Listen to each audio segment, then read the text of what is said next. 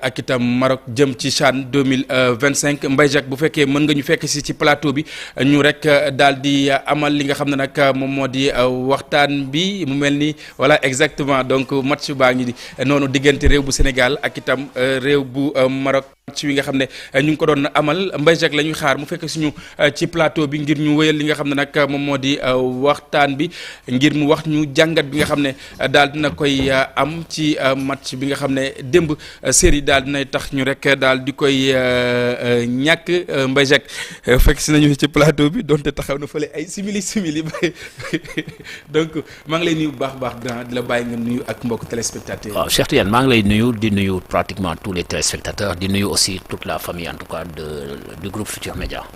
match bi gis nga li nga xam ne donc noonu la demee suñu diggante ak réew bu Maroc naam témboo nañu fu ci nekk ñu daal di fay nemmeeku benn bal mujj gi ñu dem ci li nga xam ne moom moo di série techniquement gaynde yi taxawaay bi nga xam ne am nañu ko ci match bi. Bon, moi je pense qu'il faudrait que d'abord nous analyser sous plusieurs angles. Si nous analyser sous l'angle de la performance, parce que l'équipe nationale pratiquement moderne champion d'Afrique CHAN bi, et dans le carré d'as, donc cela veut dire que la gestion de la performance a été assurée. Parce que au minimum, au moins en demi-finale. Maintenant, il y a une médaille à aller chercher. Mais je pense que techniquement, le Maroc était largement à notre portée. Mais vous savez que bon, les séries de tirs au but aussi, ils doivent travailler. Je pense que au Sénégal, nous n'avons pas l'habitude. Et durant toutes nos compétitions, on a perdu à la séance des tirs au but, partout. Que ce soit au CHAN, que ce soit à la Coupe d'Afrique des Nations, que ce soit chez les filles. Yep, on a perdu à la séance des tirs au but. Cela veut dire que quelque part aussi, il y a un travail qu'il faudra faire. Travail liggéey boo xam ni nit ñi war nañ ko gën a fay defar. Donc yow gëmoo ci ñi bokk ñi gëm ne série peut-être chance la.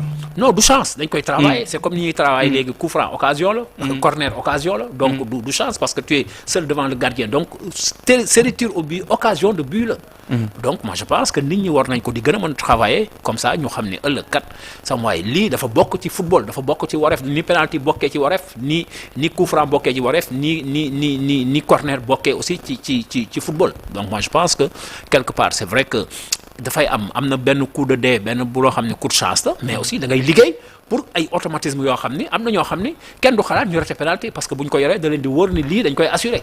Donc je pense que et puis aussi il faudrait que ñu xam ni penalty dafa am ay première penalty troisième penalty ak cinquième penalty dañ la koy jàngal sax dans les centres de formation que ne yooyu nit daf ko war a dugal impérativement parce que yooyu moo lay gën a may chance nga nekk dans le bain même de la série de tirs au but. Donc da nga gis ne que ne ñi nga xam ne ñoom ñoo war a njëkk a dóor war nañ nekk ay yaakaar yoo xamante absolument ni motivé ñu nekk ci ginnaaw. Absolument le premier tireur le troisième tireur ak le cinquième tireur war nañu mën a di assurer seen penalty parce que loolu foofu souvent soo xoolee foofu la au moins issue du match di jouer soit dans le premier tir dans le troisième ou le dernier tir. Foofu la issue match yu bari yu ñu demee série de tirs au but fa la ñuy jouer boo tax na donc aussi les joueurs war nañu am une certaine lucidité kii njëkk dóor war na ñëw pour assurer et rassurer ces gens. loolu la parce que soo xoolee souvent quand les gens le premier tireur les gens sont stressés ils sont angoissés ñoom ñëpp mais bu xasee ba dugal da ngay gis ñeneen ñi dañuy libéré wu. Mais su raté ñeneen ñi aussi ils sont dans l'angoisse dañuy nekk ci angoisse dañuy nekk ci genre détresse bu ndaw. pour ragal a raté.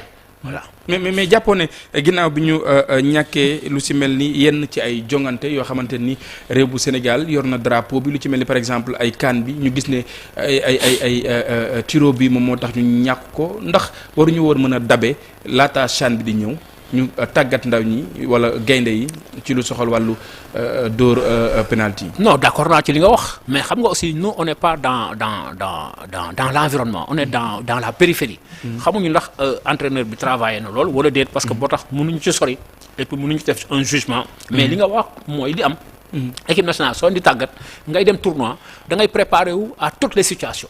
da ngay préparer wu en toutes circonstances maanaam war nga xalaate yow soo jàllee premier tour da ngay dem huitième de finale wala quart de finale war nga mën a dem à la séance de tir au but.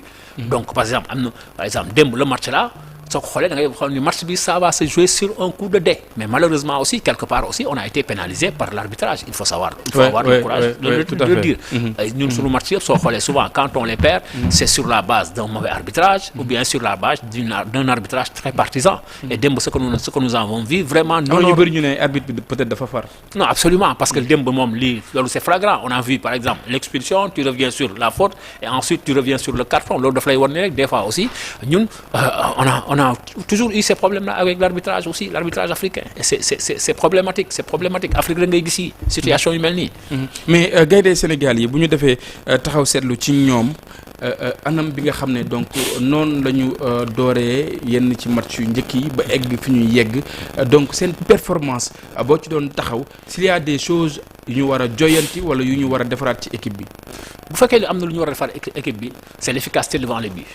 Parce que dañu sentir ne l'équipe marque peu de buts. On a joué combien de matchs? On a marqué combien de buts? Cela veut dire que nos attaquants sont inefficaces. Amuñu efficacité boobu devant le but. Tactique de jeu. Mais sur le plan de l'emplacement aussi da ngay xam ni équipe bi mi ngi sur place ah. Parce que quand tu vois l'équipe jouer da ngay xam ne au moins tactiquement ils sont en place.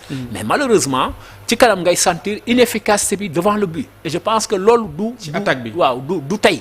loolu yàgg na ba tey suñu footballeurs yi aussi tàmmuñu loolu. Parce que soo xoolee par exemple en Europe da nga gis benn footballeur mu entraîner avec son équipe bu paree moom jël entraînement personnel wala mu jël benn entraînement entraîneur boo et puis aussi ñun suñu équipe bi dañu war a jël dañuy jël préparateur gardien pourquoi duñu jël préparateur attaquant. Mais ça c'est problématique aussi.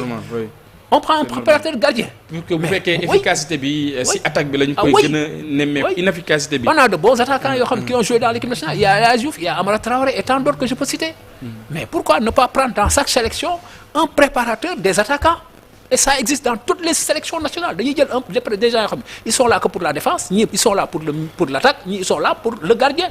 Mais ñun on prend que le préparateur de gardien, on est peinard. Oui, c'est comme si ñun mooy que ni bu ñu kenn gagné mais du ñu gagné kenn. Loolu aussi c'est problématique hein. Il faudrait que les gens réfléchissent aussi sur au moins aujourd'hui pratiquement le format ou bien les comment dirais-je kii wu staff yi. ñu xool nan la ñuy améliorer staff yi di ci def ay attaquants yoo xam ni pour ñuy tàggat xale yi ci efficacité devant le but loolu dafa am solo aussi. bu weesoo loolu mu mel ni itam accompagnement bi nga xam ne ñoom la ñu war a accompagner gaynde yi pour que à chaque fois ñuy mën a gis seen bopp xam ne kii itam c'est tout un pays bu nekk derrière eux des fois ñoom dañ koy faral di wax. waaw xam nga aussi soo xoolee. monsieur Diop soo xoolee. souvent ñun période yi ñuy gérer nos compétitions moo baaxul. Europe tout est planifié. mais CHAN bi kañ la woon depuis 2024. 2025 lañ ko gérer loolu moo lay won ni tey ñun am nañu un problème de planification au niveau de la CAF. Ça veut dire que la CAF. war nañu xoolaat sax dirigeants yi ñi fay demee ak ñi ñuy recruter sur la base de la planification. parce que da ngay jékki-jékki mu am benn par exemple kan moo ko doon organiser Côte d'Ivoire. ñu dem ba benn moment tant que amul sanction. Chaque fois da ngay gis ay défections de dernière minute. Et loolu aussi dafay perturber la préparation da ngay préparer sa équipe tàggat ko ba war a jouer ñu ne la par exemple yaa ngi war a jouer au mois d'août 2025 nga jékki-jékki ñu ne la Sénégal de mënatul organiser. léegi yaa ngi wut kuy organiser. wala yaa ngi wut pièce de rechange. loolu aussi dafay indi problème. soo xoolee en Europe ils ont calé leur compétition. jusqu'en 2028 2030 toutes les compétitions ont été calées xam nañu fan lañu koy jouer. mais ñun. À part la Coupe d'Afrique des Nations bi xamuñu déwén fan la ñuy jouer les autres compétitions africaines loolu aussi c'est problématique. loolu aussi war nañu suñu dirigeants yi war nañu. mais ci wàllu coaching également lan moom moo ci. Moi je pense que au Sénégal on a des coachs moyens il faut avoir le courage et l'honnêteté de le dire on a des coachs moyens. Parce que aujourd'hui ku mel ni Madi Touré ku mel ni Sayer Seck. ku mel ni par exemple ils ont créé des académies de football. Et dans ces académies de football là lan lañ fay tàggat. ay joueurs. ñun on doit avoir au moins la fédération doit pouvoir créer un centre d'entraînement et de perfectionnement pour les entraîneurs amul. Clairefontaine am nañu c'est pour perfectionner les entraîneurs ak regrouper les équipes nationales. mais ñun amuñu fii regardez les formations là c'est des formations au rabais. dañuy wax ay licence CAF A licence CAF wala FIFA C affaire yooyu. mais licence yooyu c'est des formations au rabais ay formations 15 jours loolu mënoo ci tàggat kenn. mënoo ci génne et puis loolu aussi il faudrait que l'État aussi prenne ses responsabilités. Parce que la formation aujourd'hui boo xoolee c'est pas une compétence transférée État warul sax d'accord ñuy ñëw di wax ay former ay licence C ak ay licence CAF ak ay affaires yooyu c'est des faux problèmes. Il faudrait que nit ñi État di leen tàggat comme bu njëkk ba ñoom ay centre de perfectionnement de formation des entraîneurs et des techniciens. Si on l'a pas suñu entraîneurs yi dafa am benn niveau bu ñuy yem rek te duñ ko dépasser. Voilà. Troisième place bi également gis nañu ne daañu ko amal aljuma suñu diggante ak réew bu Soudan. Absolument moi je pense que il va falloir remotiver les gosses. xam leen ne que y a une médaille à aller chercher. ñu dem wuti ko parce que aussi ñun on avait gagné il y a de ça 2 ans. Et je pense que am na gestion performance parce que ñëw nañu ba demi-finale ça aurait été un échec si on n'avait pas au moins réussir ñëw ba demi-finale ñëw nañu demi-finale maintenant y a une médaille de bronze à aller chercher nañ dem wuti ko après ñëw aussi xam ne aussi que et il faudrait ñu xam aussi que on a perdu au cours avant même la compétition on a perdu beaucoup de joueurs qui sont partis à monnayer leur talent ailleurs yooyu aussi dafay jouer sur les performances d'une équipe nationale da ngay préparer sa équipe am benn ossature boo xam ne nga ni ñii nga par exemple groupe de performance bi ñii nga yaakaar nga toog ba à un certain moment nga jékki-jékki 3 4 5 dem signer ji parce que c'est normal ils changent de statut parce que bu ñu toogee fii aussi du ñu mën a signer donc yooyu yëpp aussi c'est des aléas yoo xam ni doo ko maîtriser yow. D'accord voilà. Maroc Madagascar wi nga xam ne ñoom ñoo war a amal finale yi ñaari équipe yooyu également kan nga gis ne que ne fa la yaakaar gi ëppee. Non, je pense que le Maroc quand même part largement favori quoi. Au regard en tout cas de ce qu'il a produit et ce que nous avons vu lu ñu gis ci moom quoi. Équipe bu baax la et puis équipe boo xam ne la pratiquement dañu am ay matchs dans leur jambe. Et ça s'est reflété hier. Nous, on n'a pas beaucoup de matchs, on ne joue pas assez ici au Sénégal. Et ça aussi, c'est problématique. Les Marocains jouent régulièrement, ils ont des équipes qui jouent régulièrement. Mais nous, par exemple, sur nos championnats, on joue peu. On n'a pas assez de compétition. Loolu yëpp aussi dafay refléter wu sur les performances des joueurs locaux. Wàllu basket bi également gaynde yi ñoom itam seen ak doxalin lan moom mooy say jàngat. Non, gaynde yi aussi, je pense que il faut avoir le courage et l'honnêteté de féliciter au moins la Fédération sénégalaise de basketball. Parce que depuis plusieurs années, on est dans les carrés d'as. Et aujourd'hui, on a 54 nations en Afrique. Et sur les 54 nations, il n'y a que 2 qui sont sur le podium en garçons et en filles, c'est le Mali et le Sénégal. Mais je pense que maintenant, c'est bien vrai que moi, je me rappelle, le président Babacar Ndiaye avait dit pour les Lions, l'objectif c'est en 2027. Pour Gournier, c'est vrai qu'on pouvait espérer mieux, mais on est venu contre le Mali, on a déjoué. Et il faudrait que nous sachions aussi que l'équipe B, nous devons maintenir. Pourquoi nous devons maintenir? Parce que de ça, c'est sa première sélection. C'est sa première Coupe d'Afrique Afro-Basket. Et au-delà de ça, on a eu 8 nouveaux joueurs qui venaient au moins de participer à un Afro-Basket. Moi, je pense que c'est les jeunes garçons qui peuvent nous valoir de satisfaction. Il y a la qualification des championnats du monde, des Jeux Olympiques. Moi, je pense que l'équipe B, nous travaillons dans la durée. Parce que Aliou Cissé, bi muy jël Coupe d'Afrique, Aliou Cissé def na fi 10 ans. Il faudrait aussi qu'on mette les moyens à leur disposition. Avec le temps, le temps parce que c'est normal. Ouais, je pense que la 3e place là, il faut pas comprendre au moins la jeter parce qu'il faudrait l'accepter en toute humilité. L'objectif c'était la médaille. Ñu yemale ko match bu ñu war a gagner teg ci suñu bakkan.